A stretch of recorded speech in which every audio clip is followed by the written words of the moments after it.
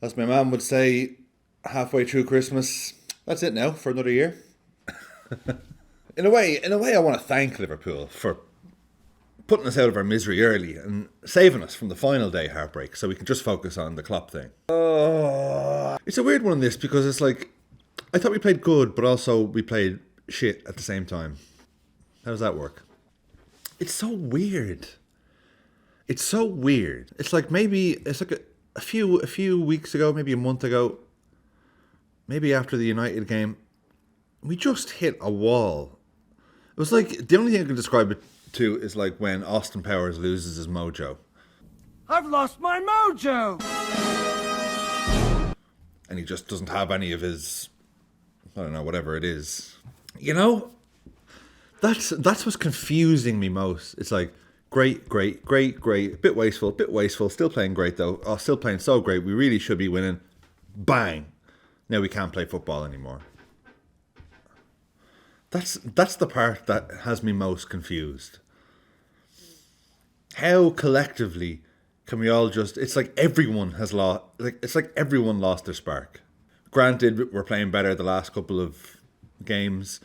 I would say, if anyone's still... Players playing with a spark at the minute. Robertson, and I mean, it's a light spark. It's not... But it's, you know... Robertson, Gakpo, Diaz... Maybe Elliott, and everyone else. Granted, Trent still fizzing unbelievable passes here and there, but that's the thing. What happened? What happened? It's like we've lost our collective brain. If there was one giant floating brain over our 11, that we're all moving as one, like birds or fish or something. Well, we've all just gone scattering. And it's like no one remembers how to play good football anymore. It's weird. Anyway, there's a lot of talking points in this match. Unfortunately, a lot of them involving the ref. And we're going to talk about them all. And you know what? I just want to start straight on the Salah thing. Aí o momento que houve o gol de empate, né? E o Klopp falando ali com o Salah. Salah, vai lá e resolve para mim, Salah. Professor, você tá me colocando agora e quer que eu resolva para você. Ó, estão discutindo ali, hein? Uma They showed on the cameras, oh, this happened a few minutes ago. And I'm watching it and I'm just like, oh no. Like in the grand scheme of things, it's nothing. You know? They're human, emotions are high, he's not starting. You know, it's gonna happen. But it just doesn't happen. You know, that's the thing. Like, I've seen Mane lose it with Salah. I was going to say I've seen players lose it with other players, but I've only really seen Mane lose it with Salah. And then this, and I was trying to look at the footage, and I'm like, there's a few theories as to what is happening here. The main theory was, from looking at it here, it was like, okay, Klopp wanted more than just a handshake. Like Klopp wanted the usual handshake and hug and all this, and Salah said, nah, you're all right, mate. Klopp wasn't happy about this, so then Klopp went in for a bit of afters. Did he try and say some other thing to him? And then Salah kicked off. Like, is that a thing? Is just because he didn't hug him? I don't know. Or was it that Salah was taking too long to get ready? I've seen that as well. Because that kind of looked a bit more like what Salah was... Like, it looked like both, to be honest. Because it looked like Salah... It looked like, in my head, Klopp is saying to him here, now, are you ready now? I mean, I don't know. It's pure speculation here. And Salah's there going, yeah, I'm ready now. I was ready at fucking kickoff time, Klopp. Mo. This is just me and you talking here. Okay? Forget everyone else. You can't be doing that. You know you can't be doing that. I know it's nothing, but it's happened so rarely at Liverpool that it's just amplified when it does happen. And then Salah saying, if I speak, there will be fire.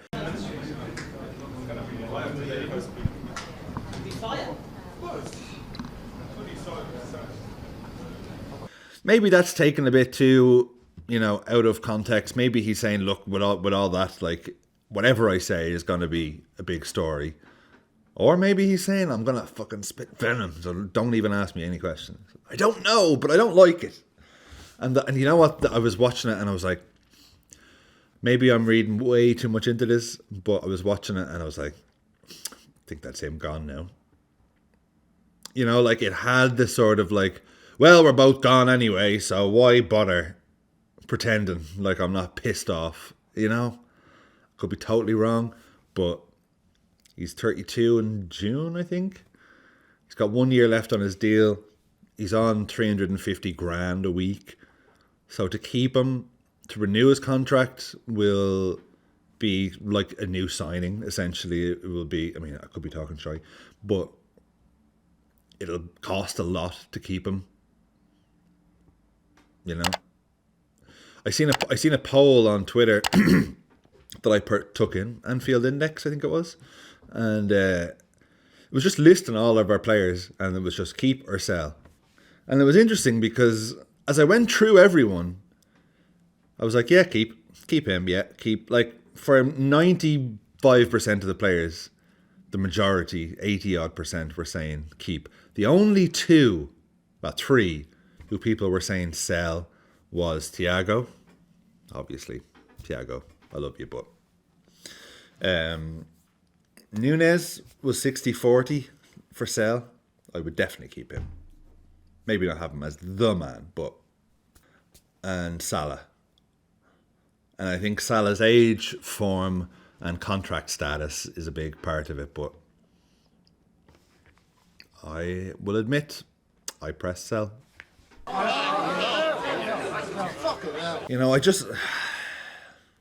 I feel like a piece of shit for saying that. Salah has single-handedly given me some of my greatest footballing moments. I've seen some of the greatest goals that Liverpool have scored.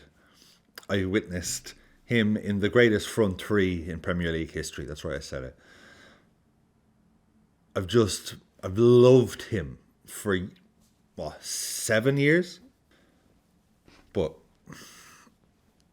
anyway, it's all just very un-Liverpool, this spat, and they handled it, and it's fine. They say, but it kind of had.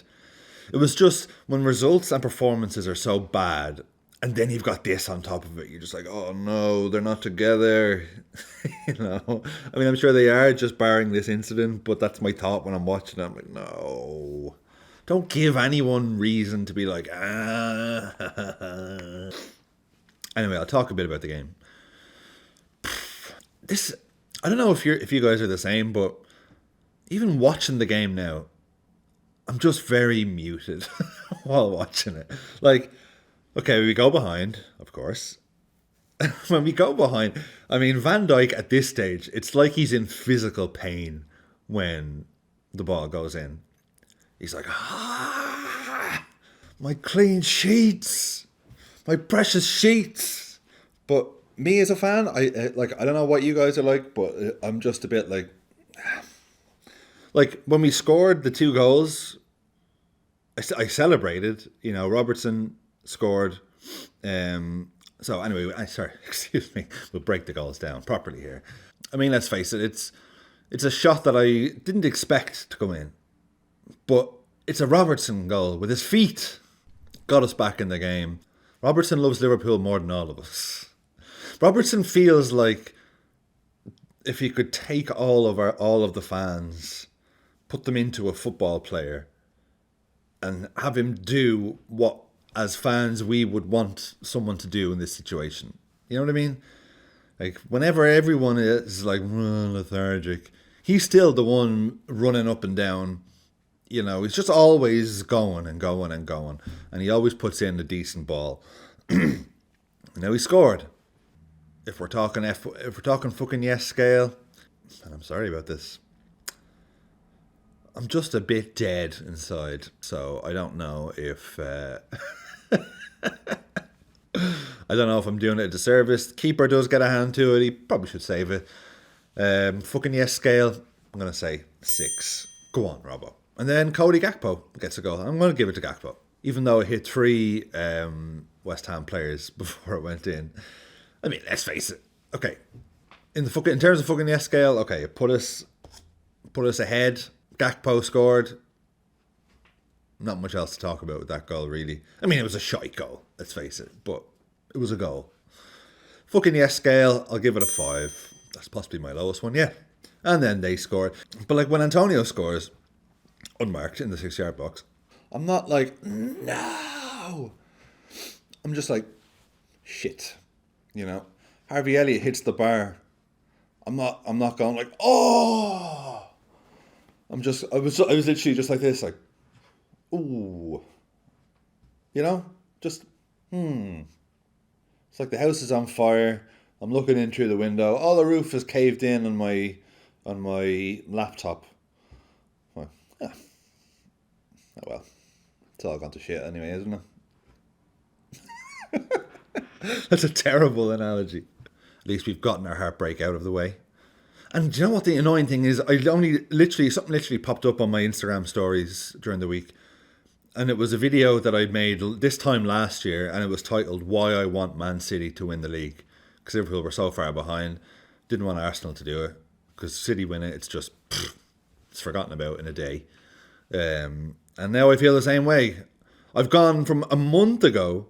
See, this is the thing. I'm trying to manage my perception of how the season has turned out. See, on one hand, I'm torn between telling myself that we've had a very good season, that we're still on for 84 points and a trophy and Champions League qualification. And if you told me that last year, I would be like, fucking yes, Klopp has done it again.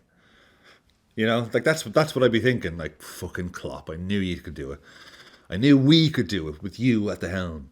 But then it's like, now that we are here, a month ago, we went 2 points clear when we beat Sheffield United.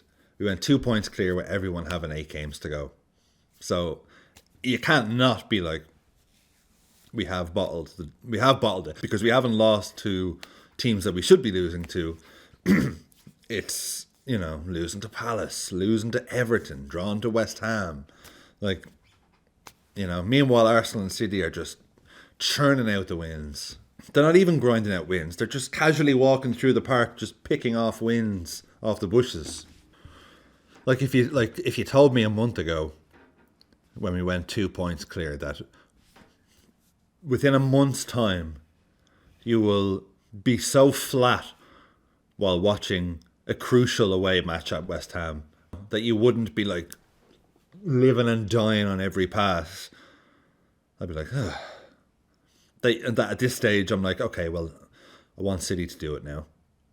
So because it means nothing, because they're a bunch of big cheating bastards. I can't deal with Arteta winning the title. I'm sorry. I certainly don't want them to have as many titles as Klopp does. They have to endure the pain that we've endured to get there first. You can't just swoop in on season 2 and go and win a title.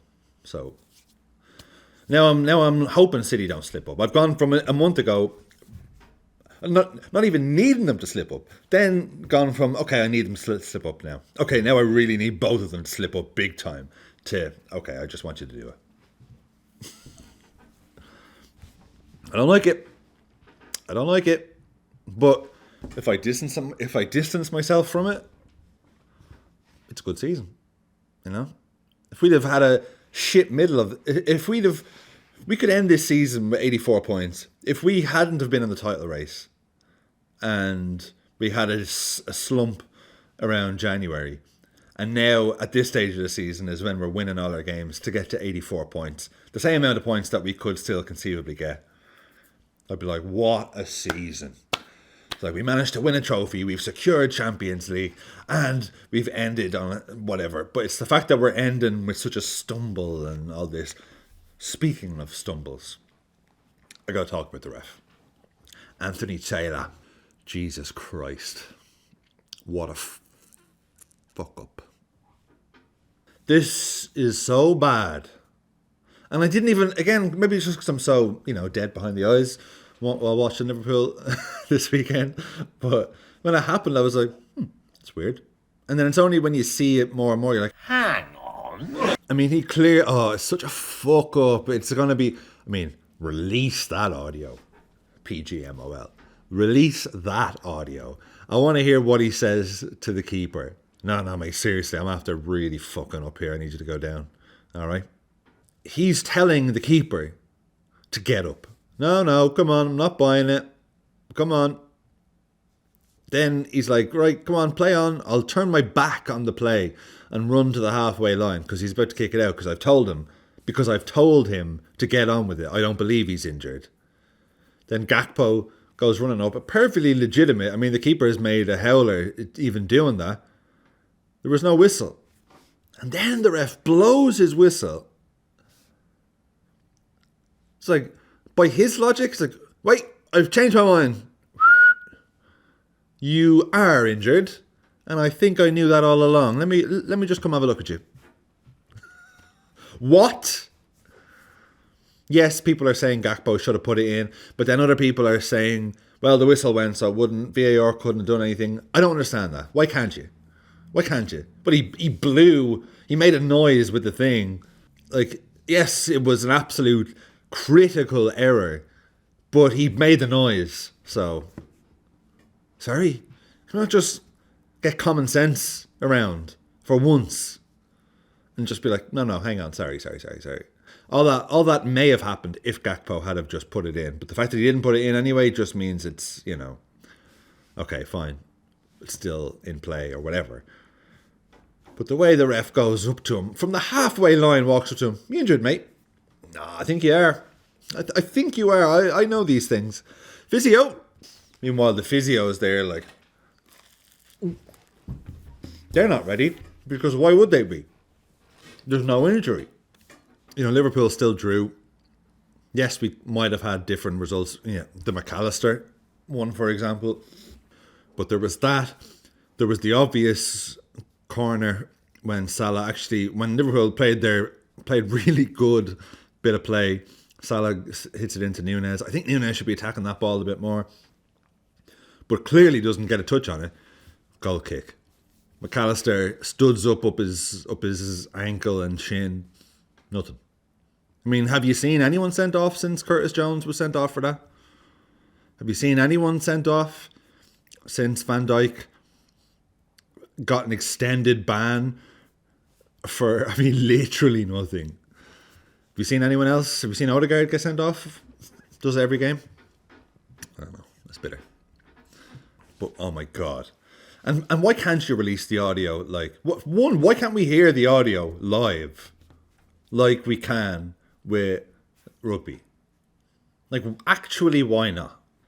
That would completely make everything so much more transparent instead of this, like, okay, that incident that happened 4 weeks ago, we've got the audio, guys. What took you so long? What actually took you so long? It's audio. Just, if it was ready now, it was ready 4 weeks ago. So where are we now? Who gives a shit? No. If we can finish with 84 points, I think we'll look back more fondly on the season as time goes on. It's Klopp's final season. You don't want it to end with a whimper. We're away to Spurs, and we've 2 games left at Anfield. It's a shame that we're in a bit of a slump now, but we have 9 years worth of unbelievable memories. And just on that, like, it's not, everyone's judging everything by, he's only got 1 title, or he lost in the final here, and blah, blah, blah. It's like, if you only have that little piece of metal to make all of those memories of those runs valid, then I think that's crazy.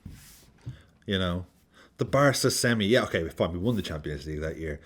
But like all these, like the results against City in the Champions League, the last minute comebacks, Lovren in the Europa League, all of these moments we were given under Klopp, and 20 more. The Origi stoppage time goal at Everton, countless. These were all moments that had us like, and very, very, actually nothing in life gives you that. Yes. My missus constantly gets, well, not constantly, but she actually, for the first time in years, the other week was like, never seen you get this excited about anything in life. I'm like, I can't explain. Now get out. So just remember all of the times that we went like, fucking yes, man, over the last 9 years. Shit now, but fuck it. He's fundamentally changed the DNA of the club from doubters. And I remember we very much were doubters in 2015. I was like, oh, we're probably going to... I remember the feeling around before he came being like, oh, we're probably not going to win it. But, you know, like we go ahead in a game and it'd be like, oh, we're getting nervous now. Oh, we conceded. He did change us from doubters to believers. And the reason why we're so annoyed at not even at stumbling at the end of this title run is because our expectations are now, thanks to him, we should be winning titles. So that certainly wasn't our expectation before he came was we've got to get back into the Champions League. So, you know, big picture stuff. Anyway, this was a bit of a rant. This is probably the longest video I've made. Hope you enjoyed it.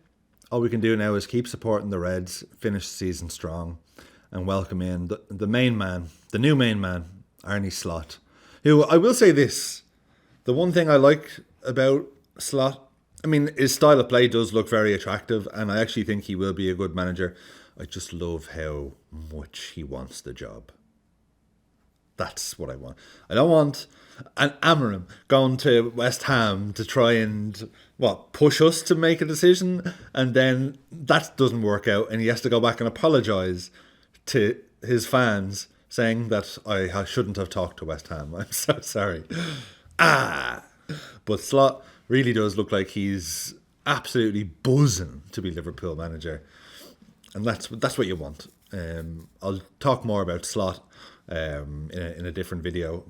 Anyway, let's just remember where we are in the grand scheme of things. And let's not forget who we are. We've got a game against Spurs. We're going to fucking draw the shit out of that game.